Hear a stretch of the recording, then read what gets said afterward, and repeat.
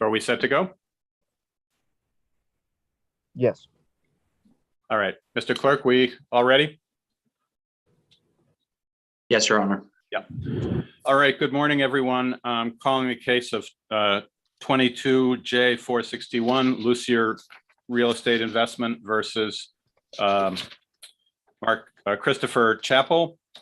This is an appeal bond review hearing pursuant to Chapter 239, Section 5.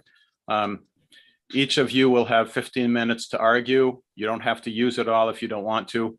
I will be asking you some questions during your presentation. If I interrupt, it's not because I'm impatient with you. It's just that I want to make sure I understand what the issues are and what your positions are on them. I think there are usually 2 or else 3 issues in these cases. One is whether the tenant is indigent, which as far as I know is not disputed here. The second is whether the tenant would have any non-frivolous arguments to raise on appeal if this case did proceed to an appeal. And then the third is whether there was any pending rental assistance application, RAFT application, that might entitle the tenant to a stay. So Mr. Chappell, once we get the timer ready, I'm going to ask you to go first, and perhaps you could address the issues in that order: indigency, whether you have non-frivolous defenses, and whether there's a RAFT application at issue here. Yep. Okay.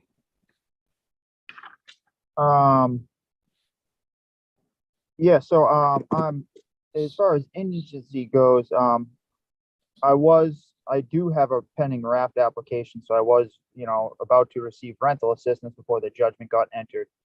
The application is still pending, and while the RAFT number is MEN 139252, and that's RCAP processing is who's processing that.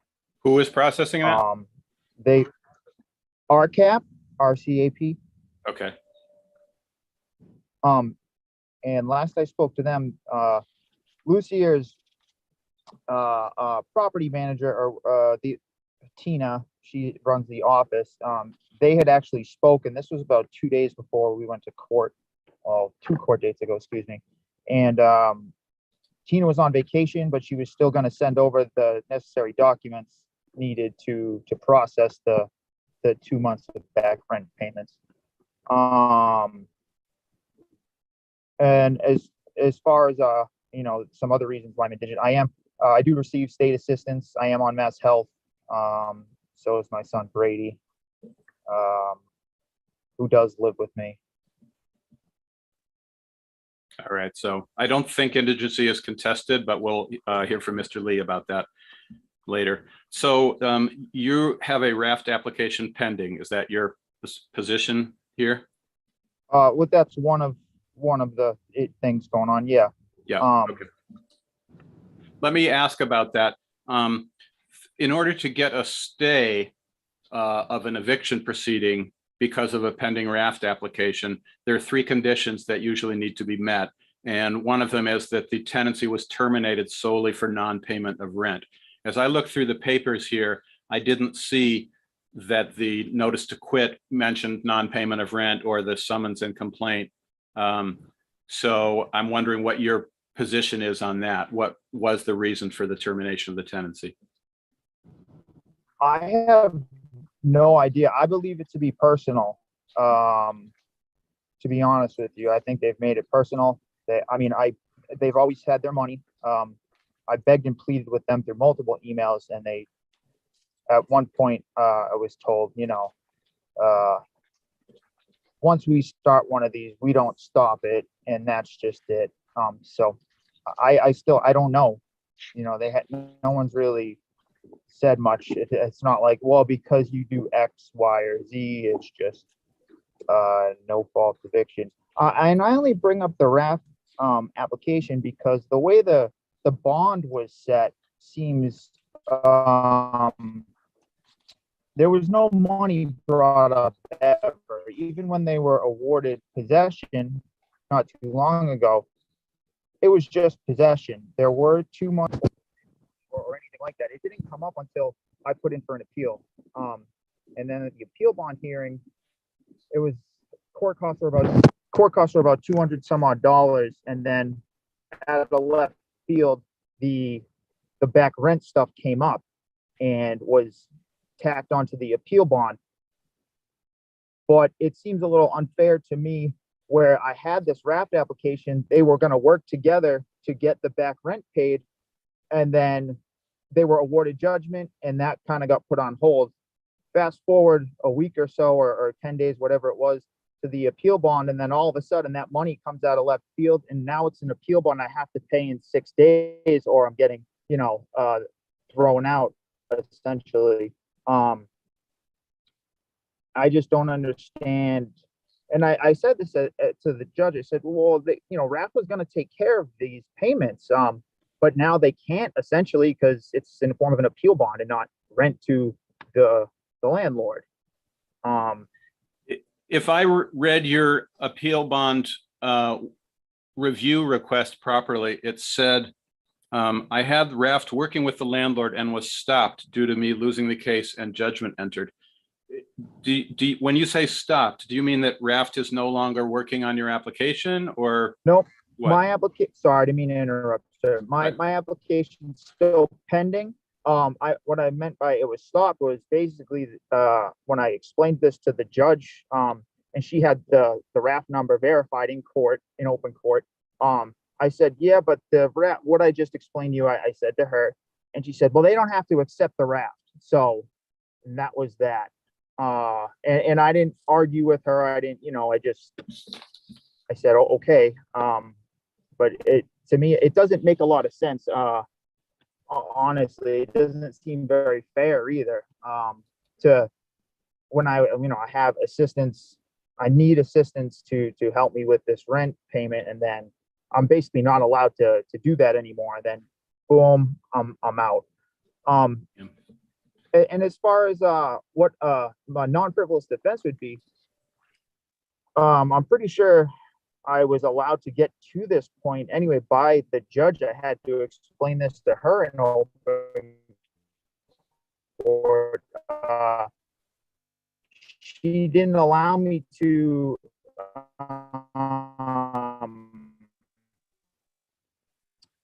submit my answer in counterclaims. I was late. By a few days, I filed a motion, and from what I can figure, Morris versus Ortiz Vasquez, preserving and present claims.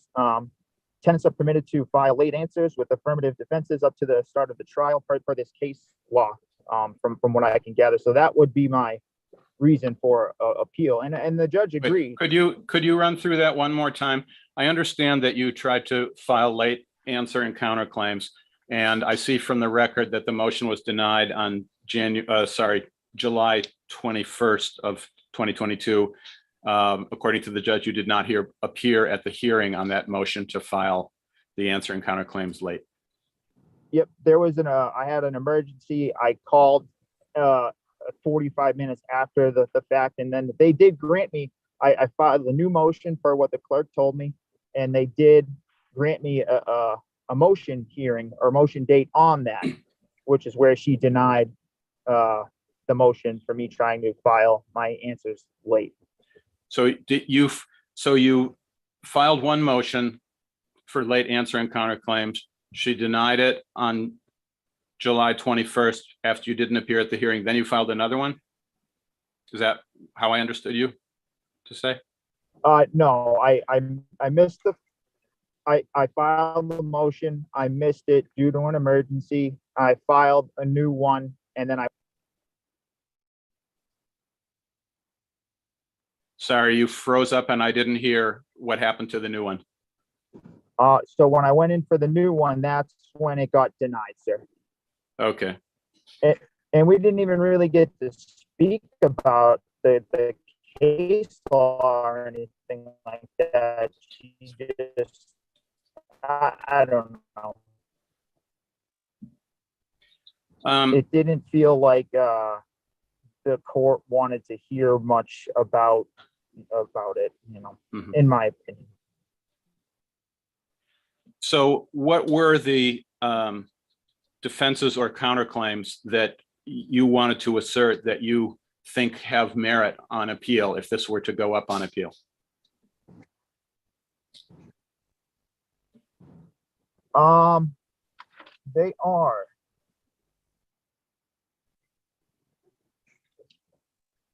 are. Well, first of all, I was, they came into the apartment without my permission to change locks on me due to a living situation that we were in. Me and my ex-fiance, they just found out about this girl. Really, they didn't even have her on record living there. I'm the one that's always paid the rent. And then her and I split up, and they just spoke to her, and she lied and said I wasn't there anymore. And without ever consulting me about it, they just went in and changed the locks. Me and my son were locked out. So that, yeah, again, they went in without my permission illegally, with no notice. And then also, like I said, we were locked out. Now, they did try to present me with a key. They have a broker that lives close by. He tried to present me with a key short time after, or a day later, 2 days later. And, it was the wrong key. I still don't even have, well, I ended up changing the front lock, so there would be able to be a key available, to me. So that's for starters. Any other non-frivolous arguments that you would raise on appeal? Yes, 1 second, sir.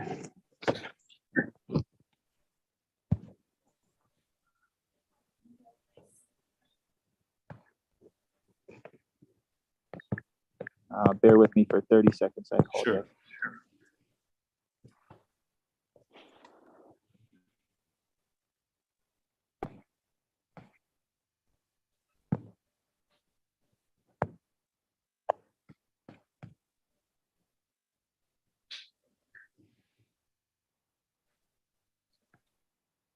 Yeah, so there was that, and then, like I said, I believe that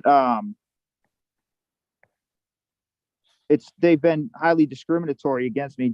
I think this is a personal issue with them. It's a non-business issue. They're trying to throw me and my autistic child out of this house. We've been there for close to 8 years now. Given them a lot of rent money over the years. There's been some ups and downs, for sure, but they've been up to date all these years.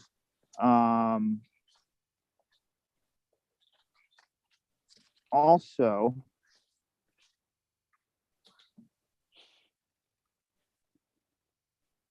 one second here.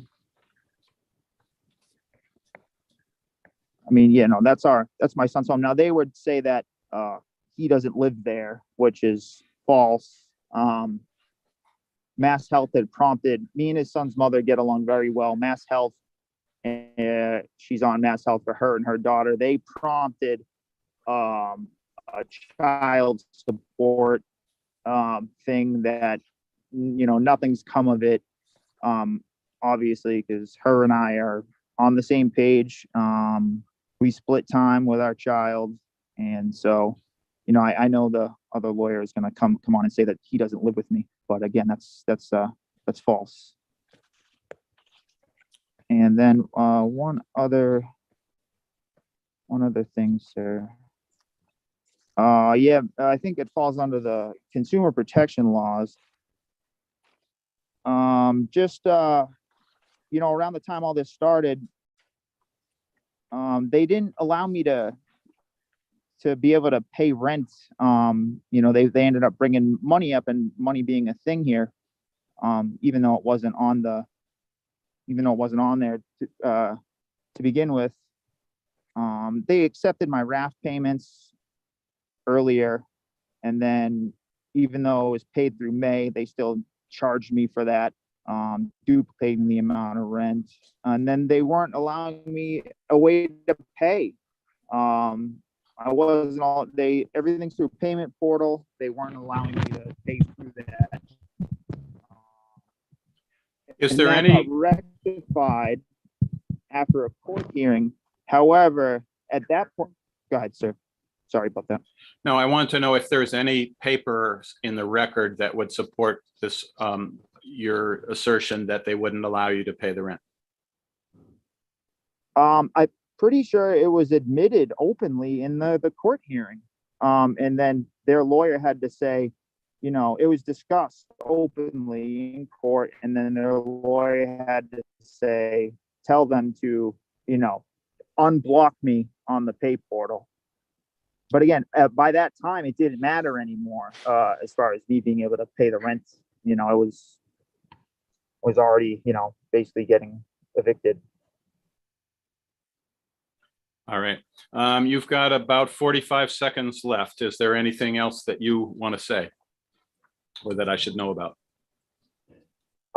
Nope. I think I've touched on everything. Just that my son has an IEP through the Clinton schools. We just got it. It took about a year to get him into his special school that he's in now, and it was a year-long battle with the town to get this worked out. He was missing school, and we finally did. So it'd be very detrimental to him and to me to get kicked out of the the house. You know, it's not easy to deal with things like that when you have an autistic child. So, right. Thank you. All right. Thank you, Mr. Chappell. I appreciate it. Yeah. Mr. Lee. Good morning. All right. Your Honor, these issues were fully vetted in the record at trial. And I explained the facts to the court on the lock changing situation that Mr. Chappell described. That actually occurred in a prior eviction case that was not before the court on August 1st. That was a prior non-payment case that was dismissed when Raft paid Mr. Chappell's then outstanding rent balance to zero. And the locks were changed when another lawful occupant in the building agreed to move out in exchange for being dismissed from the then pending summary process case. And she advised us that there had never been keys to the house, that she didn't have a key, and that she was leaving the building with the doors unlocked. And she represented to us that Mr. Chappell had not lived in the apartment for some time. We considered that an emergency situation, and we acted. We emailed Mr. Chappell, we called him and let him know that there were no keys or working locks, and that the locks would be changed. So that issue was discussed at trial on the day of trial. I did advise the court of a Middlesex care and custody case regarding Christine Biando and Mr. Chappell and their child together. And according to a June filing that was commenced on behalf of Christine Biando by the Department of Revenue, she is listed on the complaint as the custodial parent of Mr. Chappell's child, and that they live in Marlborough. So the underlying action was a no-fault 30-day notice to quit. Mr. Chappell, you've reviewed the procedure on the motion to file an answer or counterclaim late. Mr. Chappell was given the same opportunity to articulate what his defenses were at trial.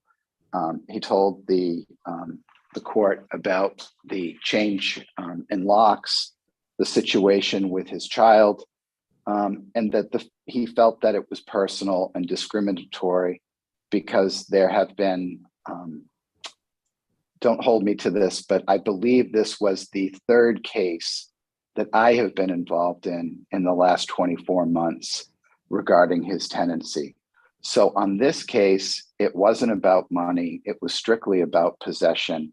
Money was discussed at trial only as insofar as the court was looking at its discretion.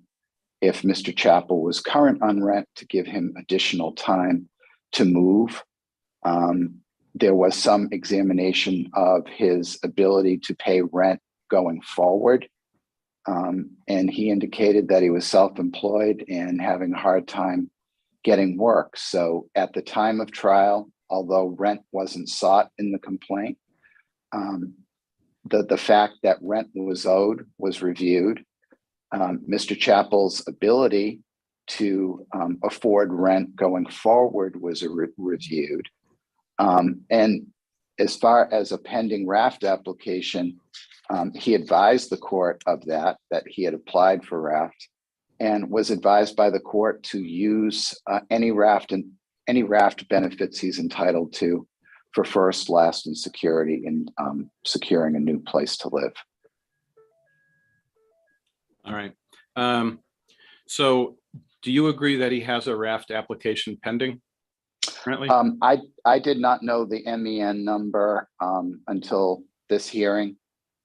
So I'm not able to agree to that. I am at the housing court today in Worcester, but I have not been able to independently verify that fact. All right. Do you have any reason to doubt it? I do. Okay. And what is that? My experience with Mr. Chappell is he's not very credible. Okay. If he had a raft application pending, what's your position on whether he would be entitled to a stay under Chapter 257 of the Acts of 2020? My position is it was a no fault eviction. The landlord is seeking possession. There's been a lot of this going back and forth. The landlord put in their statutory case at trial, and as found by the lower court, Mr. Chappell did not assert any legally sufficient defense at trial. Okay. Do you contest indigency? No, Your Honor. But I do contest that any meritorious defense has been presented at trial or here today. All right. All right. Anything else that you want to let me know about? No, Your Honor. All right. Mr. Chappell, is there anything else that you want to say at this point? I'll give you a minute or so to respond to what the landlord has said. No, I think I've said everything that's kind of gone on. As far as actually Mr. Lee was not at the last hearing. He had someone in his place there, and the MEN number was verified in open court as a pending raft application through whomever the court uses as a liaison, I guess, between the judge and raft. They had someone in the courtroom. It was verified by them, like I said, in open court. And then yeah, I guess that's about it. All right. All right. Thank you very much to both of you for being able to appear on short notice. I'll take the request for review under advisement and try to get you a decision as soon as I can. Thank you, sir. Thank you, Your Honor. Hearing is adjourned.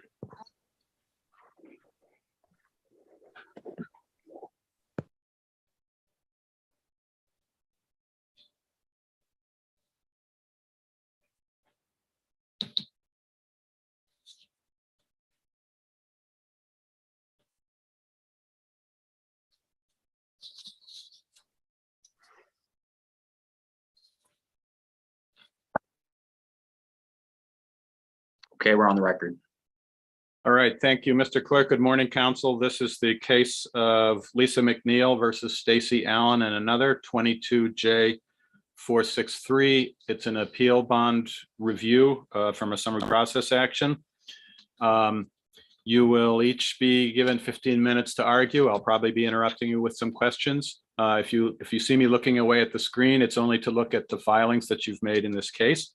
I think the usual issues in a hearing such as this are whether there are non-frivolous arguments that the tenants would raise on appeal and whether the tenants are indigent. In this case, I also have a question about whether the original notice of appeal from the summary process judgment was timely.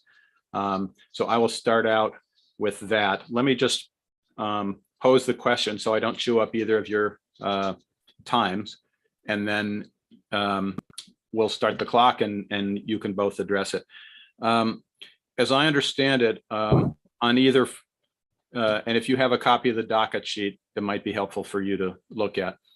On either April 13th or 14th, but certainly no later than the 14th, the summary process judgment entered. On the 10-day appeal period from that would have expired on April 25th. On April 26th, the tenants filed some post-judgment motions of the type that would ordinarily stop the appeal clock if they had been filed within 10 days. But in this case, it looks like they were filed 11 days after judgment, so they did not stop the appeal clock. So once those motions were ruled upon on July 5th of 22, a notice of appeal was filed on July 15th. That would be within 10 days of the rulings on the post-judgment motions. So it would be sufficient to bring the rulings on those motions up on appeal, but it's not within 10 days of the April 14th judgment. So I'm not sure there's the underlying judgment is on appeal or would be properly before an appellate court. And of course, the court would need to take notice of that factor affecting its own jurisdiction. So with that, why don't I ask the clerk to turn on the timer, and Mr. Lasesny, I'll hear from you first for the tenants. All right. Thank you, Your Honor. So as an initial matter, you asked, so I don't know how familiar you are with the background of the case. I know that it has a little bit of back and forth, but somewhat. There were two tenants who were in a house. One of them had lung surgery as the country was spiraling into this sort of COVID epidemic, and there had been talk about the perspective of lock-ins and so forth, but some of the formal declarations of the state in state of emergency had not yet been made. Like I said, he was after a lung surgery, but as a tenant and as a man, he valued his privacy. The landlord, upon later statements, may have been considering selling the house, or at least wanted to have the house evaluated and asked to enter. And the tenants had said, well, we don't want anyone in the house because there's this risk of contagion. They apparently did not specify that he had come out of lung surgery at the time, but they said we have a medical problem, we don't want anybody in because of COVID. And the landlord, said, I need to come in and have somebody inspect. Came back a few days later, asked again, without that, said, well, fine, here's a notice that your tenancy at will be terminated.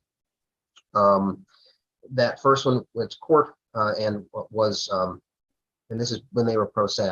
I would have handled the matter differently. We probably would have been in a very different situation today had they originally had counsel to negotiate things. But that first one didn't provide the full 30 days. Beginning of the next month, because they hadn't paid rent because they were in this newly developing dispute, the tenants had asserted retaliation, and landlord said, I have a right to enter. They filed a notice based on failure to pay rent. And that one may or may not have had requirements for COVID disclosure and different waiting requirements, but that also may have been a defective notice. But then a third notice had been served saying that they had 30 days to leave. And after that 30-day period, they did not. They still claimed that this was retaliatory and that the initial impetus for the eviction related back to that first request for an inspection and denial that they had for the inspection. I guess over time, landlord made a couple of motions for use and occupancy. The tenants who, on the one hand, were looking for a place to go and were also expecting damages that were greater than the statutory damages, thought that they had a more valuable asset than the court later on found, or a valuable offset than the court later found, and said, we don't want to pay use and occupancy. We not only don't have the full amount that was asked, but would like to use that to find a place to live, and to date have withheld payments. For appeal and the purposes of appeal bonds and for equitable purposes, as of today, they're willing to resume regular monthly payments on absolute terms, and they'll agree to that instantly. For the amount of 13,000 and I guess it was 13,250 or what's being asked. I'll let my sister clarify the amount that she's asked for. I don't want to put words there, but they believe that amount is far too high, and have arguments based on their indigency for why the appeal bond is not valid. As to challenging the initial argument, so what is their non-frivolous defense for not the appeal bond, but the actual legal case? At trial, the landlord said had to carry a rebuttable presumption that the eviction was valid, and she said, "Well, I've been thinking about this for 8 weeks." If we're talking about the third notice for the end of the notice of tenancy, well, 8 weeks before that still overlaps with and is after the date of the first request for inspection. So the landlord didn't allege any prior thought of wanting to get the tenants out until after the request for inspection and the denial of that entry. So we maintain the argument that the entire eviction process was retaliatory and would like to bring that up on appeal.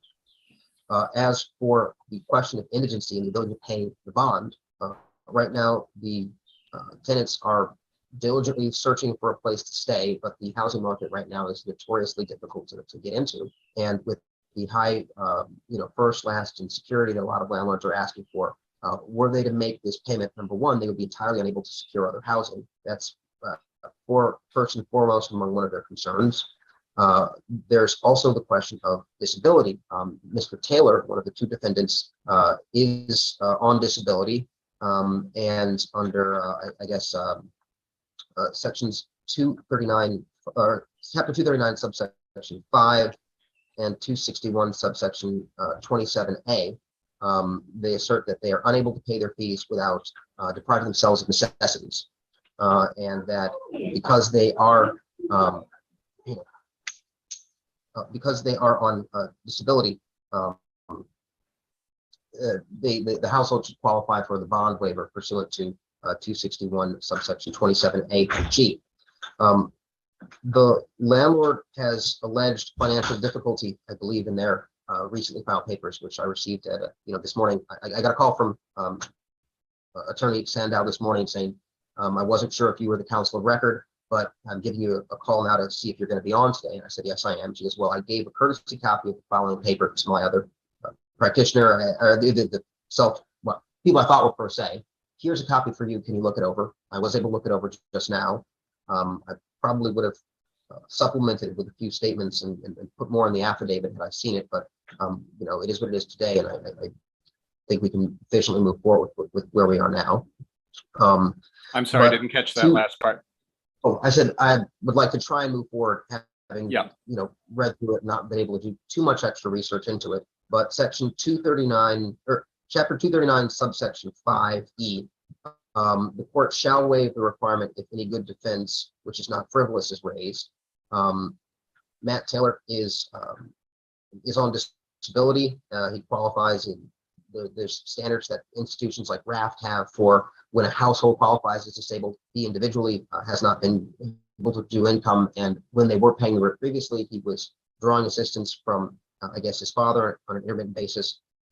There are two relatives that the other tenant, Stacy, I'm forgetting her last name, Miss Allen, has been sending funds to, which has substantially diminished her ability to use capital. So money that had we put in an escrow during the housing court stage might have been directed towards that, has been directed towards two sick relatives.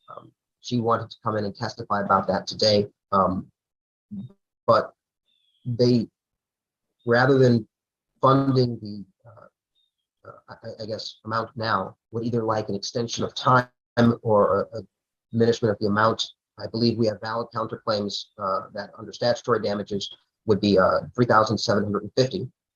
1,250 times 3, and then the attorney's fees for bringing the appeal, which their initial down payment was 2,500. So conservatively, we'd ask that the amount of the bond be reduced to 7,200 as opposed to 13,250, just based on sort of the amounts that otherwise would have been owing in rent that are undisputed, which is that 7,200. but they have other damages based on, you know, emotional damages and the cost of bringing the matter, and that they would like to argue and appeal, that are separate from the statutory and separate from the offset that I would be more confident with. You wanted But the bond, as a minimum. just so I get you clearly, Sure. you think the bond should be reduced to 7,200?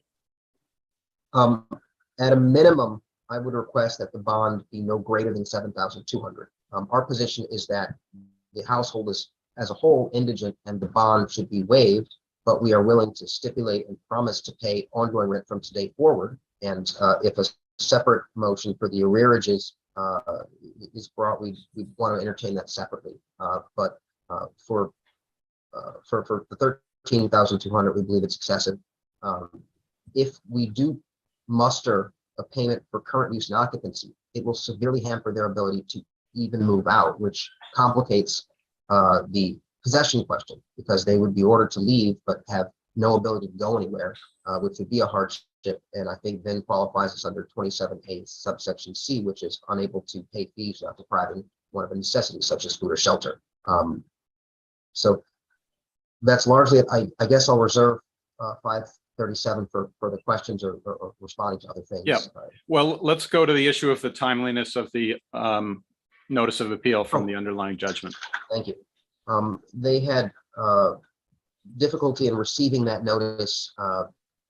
But I guess the date that it was issued was not entirely clear to them. They had contacted the clerks asking for information and for clarification by email, and some of those were unsuccessful. And they thought they had filed it on a timely basis, and they did so as fast as possible. And there is equitable power the court has on some of these deadlines. I guess we'll recognize that if the judgment was issued on the 14th, even if they individually didn't see it until a couple of days later, they had investigated the clerks and attempted to respond in the fastest possible time. All right. So the basis for the late notice is that they didn't receive notice until when? I think they were not aware of having, or of the decision having been issued for 4 days after it was issued because of email problems. And I can have them attest to that or produce an affidavit, but I believe the number was 4 days. So they were aware of the judgment 4 days after it was entered? I believe that was when they were able to get a copy of it, and they then tried to prepare their statements. It just took a little time. But I have to clarify that with them. I haven't talked about the timeliness of the appeal for many months with them, and if my recollection is imprecise, that would be a problem on my account. So let me check with them on the timeliness of their email communications and communications with the clerks. Okay. Well, if it was 4 or 5 or 6 days, it still seems to me that, or there's certainly a question about why they couldn't file the notice of appeal in timely fashion. I mean, they wouldn't have the full 10 days, but does that, I mean, what power would a court have to enlarge that? This is a statutory period. It's jurisdictional. It's not like a notice of appeal under the rules of appellate procedure where there's discretion in the courts to enlarge the time. I believe that it's 10 days from the party's receipt of notice. And if they receive it 4 days late, that the amount of time should be told from the date of meaningful receipt. I would also like the opportunity to verify the date that it was entered. I haven't prepared statements or briefed on this topic for today. I didn't realize it was going to be brought up on appeal. Right. Well, I'll make sure and look at the statute regarding whether it's 10 days of receipt. Thank you I want to the issue. I want to understand the retaliation argument. I've looked at the statutes regarding retaliation, Chapter 239, Section 2A, Chapter 186, Section 18. I don't see exactly how the claim that the notice to quit was in response to the tenant's refusal to allow the landlord in because the tenants were concerned about COVID. I'm not sure how that fits into the retaliation statutes or triggers any presumption of retaliation. Can you explain that to me? the question is, how does someone refusing entry, because they had thought that there was a government order saying that you don't have to let people in for medical, or so they thought, and I believe that may not have been entirely accurate, that there was a government order that prevented that, but they had also said, we have a medical issue, we don't want to let someone in because we don't want to get COVID due to a medical issue. And if you are alleging a medical reason for not allowing entry, to say I want to enforce a basis for entry anyway, I think, well, I would have to review the terms of the lease on what basis they were asserting their right to close that. But issuing a notice of termination because you were unable to come in and do an inspection with less than 24 hours notice would be a lease violation. And if they asserted a right not to let someone in violation of a lease term, I think that is retaliatory. Was that raised to the judge? I didn't see a mention of that in the judge's findings of fact. It looked like the claim was retaliation, which I didn't quite understand because I still don't see how the facts that you mentioned would trigger a presumption of retaliation under either of the statutes. Well, so again, the operative notice to terminate was in was the third notice. If the third notice is going off of the first two, tenant asserts the right for privacy based on medical and health reasons. Okay, The landlord but how begins is an eviction that? process. I understand that it would be considered or could be considered unreasonable, insensitive, inconsiderate The third, to not respect the tenant's wishes regarding COVID. But how is that retaliatory under the statutes? That's what I need to look at. well, the third and for the purposes of trial, operative eviction notice came after the government's moratorium for COVID. And I'm out of time, but I could elaborate. If the first two evictions were before the COVID lockdown, I guess the first was before it, the second I believe was in the middle of it. The third was clearly after that moratorium had begun. And that would have been a valid objection during the moratorium period. All right. Was any of this raised to the judge? I saw no indication in the judge's findings that this was raised. I was only retained after the decision had been issued, but I believe the tenants did assert that the landlord had improperly evicted them during the moratorium. They may not have argued as eloquently as they would have had they retained counsel, but they did assert the moratorium as a defense, as well as several other COVID-related claims, which I don't believe were discussed because the judge didn't initially give them much credit.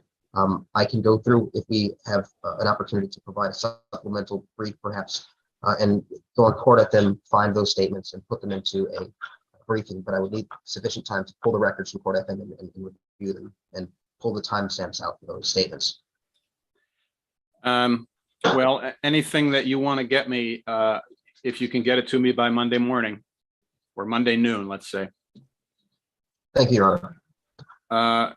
Let me just ask one question about indigency. The judge said that although Mr. Taylor is disabled, Ms. McNeil's income was $65,000 a year, and so when you put the household income is not less than $22,800, which is the 125% of the current poverty guidelines. And so that's the operative standard under, I think, Part B of indigency. I didn't see an assertion, and I don't even have an affidavit of indigency from Mr. Taylor, but I don't see an assertion that under Part C about depriving them of the necessities of life. Is that on paper anywhere? He did submit to the lower court an affidavit of indigency, and he had selected disability, and I believe he did subject deprivation. All right. Well, if you can include that in whatever you file by Monday noon, that would be greatly appreciated. Right. All right. So I will talk with the defendants about producing an affidavit about what statements they had made in court relating to the moratorium and the copy of the affidavit of indigency. All right. Thank you very much. We'll hear from Ms. Sandow for the landlord. Good morning, Your Honor, and if it may please the court. So I represent the appellee Lisa McNeil here in the matter before the court. The tenants were long-term tenants of 6 years. There came a time when Ms. McNeil wanted to regain possession of her property, and she had attempted to follow the law, with respect to setting up the required prerequisite notices to quit. And after realizing that they might have been defective because she wanted to confirm with counsel, I did have a chance to review the first notices to quit, and they were in fact defective, at which point she retained me to make sure that the possession could be regained lawfully. As she was pursuing a no-cause eviction, which meant that there was no other reason other than for her to want the possession back in her control, and because there is no other mechanism in place in the Commonwealth of Massachusetts for her to be able to regain possession, we did draft the 30-day notice to quit. We had it properly served by a constable, and then when they failed to vacate, they also had ceased making payments, and a summons and complaint was served and a summary process was initiated. It's important to note that the appellants in this case keep raising the moratorium as a basis for one of the reasons why they should be allowed to stay, and it was against the law, but it actually was not against the law to evict under a no-cause eviction during this time, because there is in fact no other mechanism in place under law by way of regaining possession. And so the law was expanded enough to allow that to occur. It's during this time, non-payment of rent cases would be subject to the moratorium, in addition to for-cause cases that would not rise to the level that would be protected underneath the CARES Act that was in place. So as far as the care issue is concerned, it absolutely was within the law to be able to evict, because there is no other remedy available for a landlord or anybody to retain or regain possessory interest with respect to the property. The other issue with respect, and you raise it, Your Honor, very, very rightfully, is the retaliation claims. There is not a presumption of retaliation here. The appellants, consistently raised the Dent v. Abbey case. That's very, very different from this case. There was already a ruling in that case involving a summary process violation of retaliation in a prior case. And I believe that in that particular case, the landlord then raised the case, brought the case again within the 6-month period. And that was a statutory presumption of a prima facie case of a retaliation. But as it is here today with the appeal bond waiver, it would be inequitable at this point, because as my brother counsel has already stated to this court, the appellants clearly have funds because they're taking care of other people outside of their household. Yeah. Let me just go back to the retaliation point for a moment. Absolutely. Do you agree that let's assume hypothetically that there was open and shut evidence that the landlord decided to evict in response to the tenants saying, "Don't come in here to inspect, we're concerned about COVID." Would that not trigger the presumption of retaliation under 239-2A or 186-18? I don't believe so, Your Honor, because in that hypothetical, even in that hypothetical, which is very similar to the current situation, they're saying there was an email actually in this particular case that I believe was submitted into evidence before the court of the email about the concern about COVID, but there was never a notice of a disability, which would be putting my client on notice that there would be a disability or a reason to not come in. And there was never actual notice provided to her by way of a written document stating that the appellant had a disability. So notwithstanding notice and knowledge, the landlord, even in your hypothetical, could not be held to a standard underneath the retaliation claim, because there's no reason that is legally justifiable. There's no disability claim even in your hypothetical, or even in the actual events that occurred in this particular case. So I would say no at this juncture. If the eviction was strictly because if there had been knowledge and notice because of a disability that was known, then absolutely, I would say that yes, it would rise to that level. But where there's no notice or knowledge of it. What part of either of the retaliation statutes would that trigger? What language? I think that the language underneath, you said it was 239, 186, 15B or 15, sorry. I think the statutes the judge cited were chapter 239, section 2A, capital A, Yep. and chapter 186, section 18. And they have fairly similar language about retaliation for the tenant's act of commencing, proceeding with, or obtaining relief in any judicial or administrative action, the purpose of which is to obtain damages or otherwise enforce any federal, state, or local law regulating residential premises. So it seems to turn on the tenant's act of commencing, proceeding with, or obtaining relief in a proceeding, or there are certain other specified rights. Chapter 164, section 124D, reporting a violation of law, organizing or joining a tenants union, going on a rent strike with other tenants, other sorts of concerted activity. I'm wondering where this would fit in to that scheme of what constitutes presumptively retaliatory action.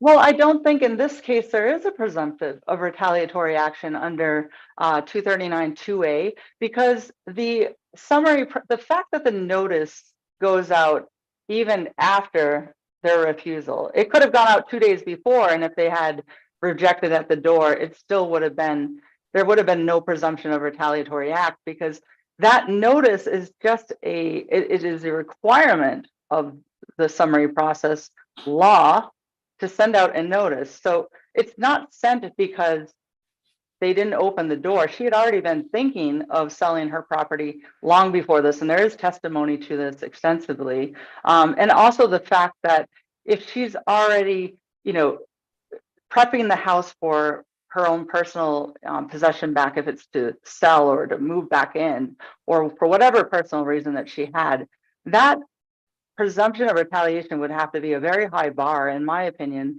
for this court to consider to be retaliatory, because then you would always have a tenant being able to say, well, I didn't open the door, that's retaliatory, she can't take back her property. She didn't do it because they didn't open the door. It was already being planned to be done, because she had already been clearly thinking about doing this, because she had taken steps to, get the property ready for her possession back. So I would say that under 239-2A, I don't believe that there's any language at this point. And the fact that they're claiming something that isn't protected per se, because just being concerned about COVID isn't a protected activity in my mind. And I don't believe that the law's mind would have it as such as well. Yes, it was a difficult time that everybody was, concerned about exposure, but as we've seen now over the long term, that can't also be a hand raiser to not be able to get the property back, because at what point then would a landlord be able to regain possession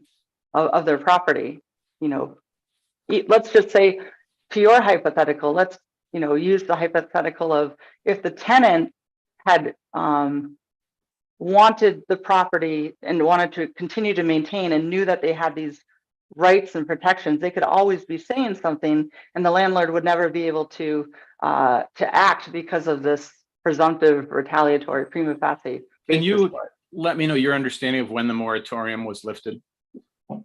Sure. So my understanding of the moratorium being lifted, I believe, was in August, and I have it actually stated somewhere in one of my pleadings before the court, but it was just before we filed the actual filing of the summary process that it had actually lifted. And so the notice requirement of the notice to quit, in my opinion, can be sent pre-moratorium lifting, but the actual court filing for them to be able to vacate would be subject to any rules that would have applied at that time would have been done after the filing. But in this case, where the moratorium had lifted on the state level before the filing of this case, the moratorium for summary process and eviction proceedings by a court would not have been in play.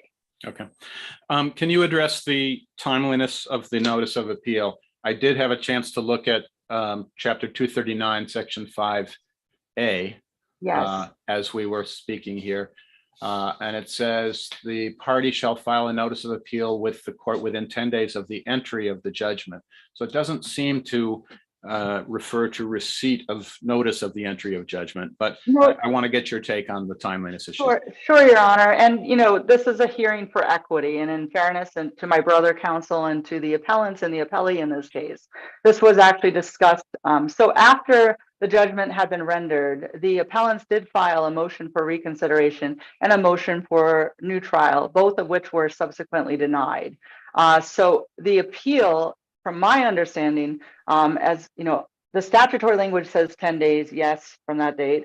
However, my understanding from the application of how housing court typically works is it stayed during that time for the appeal while the motion to reconsider and the motion for new trial is made and determined by the lower court. And to my brother counsel, with respect to the appellants in equity, it was our understanding that we couldn't actually raise we couldn't be issued even an execution during this time until those had been done. And then once the appeal was raised, we're obviously here before the court now. So, but my timing understanding was that if a motion for reconsideration and a motion for new trial is raised within that 10-day window of the judgment, then it stays the appeal period, in my understanding. All right.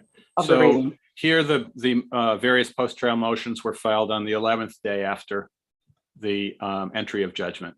Does the timing of those motions, is that determined from the entry of judgment or the receipt of notice of the entry of judgment?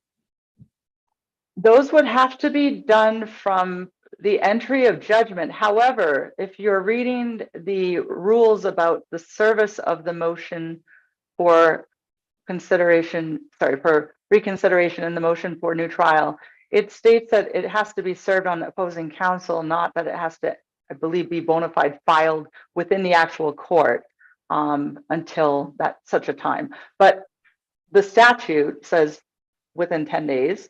So the timing would be 1 day off based on statute, but based on operation of traditionally how it reads to an appellant or a pro se litigant is typically served on the opposing counsel.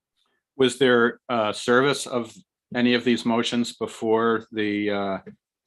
Yes, my office did receive notice prior to the actual bona fide filing of the court. So in fairness to my brother counsel and to the appellants in this case, yes, it was received. And the timeliness of the filing, I did note, even with respect to this request, this one was done on the 17th, I believe, which was also 1 day over, I believe, as well for the request of the appeal. So you're saying that you received service of the post-trial motions at least a day before they were actually filed? That is correct, yes. All right. What about the indigency issue? The judge found that the household income combined was not enough under Part B of the, and then the tenants are now raising an issue under Part C, the necessities of life. Sure. So the Indigency Act, Your Honor, again, we go back to the equitable principles here of the judicial system for equitable remedy. The argument of being raised as a disability, yes, is a factor. However, it's a household factor as well. And notwithstanding, it was unclear even throughout this entire time if he actually has a bona fide disability, because nothing has been able to be substantiated, even upon request.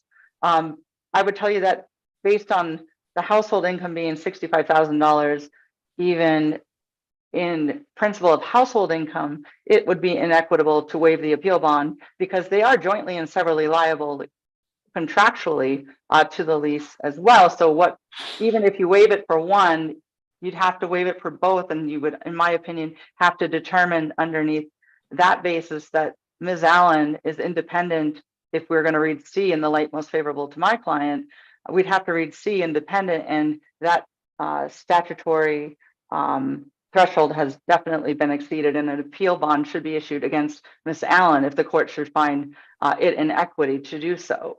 So that at least, you know, she would have to pay the appeal bond during this time period for her appeals to go forward.